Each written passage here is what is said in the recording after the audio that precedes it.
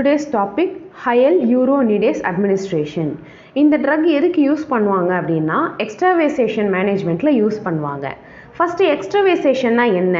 அதாவது it is the leakage of an IV drug into the surrounding tissue.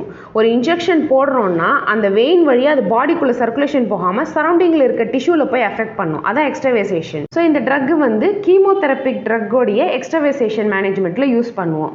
கீமோதெரபிட்டிக் ட்ரக்ஸ்னா டாக்ஸால் குரூப்ஸுக்கும் vinca alkaloid group of ட்ரக்ஸுக்கு இந்த ஹயல்யூரோனிடேஸ் தான் எக்ஸ்ட்ரவேசேஷன் மேனேஜ்மெண்ட்டில் use பண்ணுவோம்.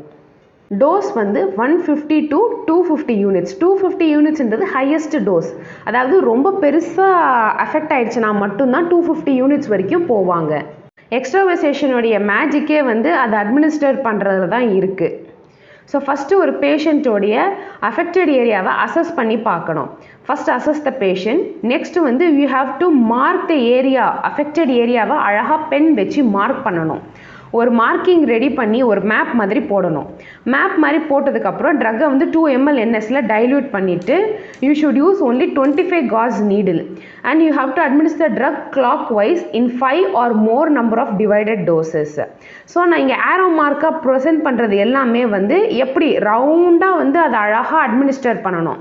Intra டெர்மலாக கொடுக்கணும். Intra டெர்மல்னால் அந்த இன்ஜெக்ஷனுடைய position வந்து 30 degreesல இருக்கணும். ஸோ ரவுண்டாக அழகாக ஸ்லோவாக அட்மினிஸ்ட்ரேட் பண்ணால் தான் the extravasation will become successful.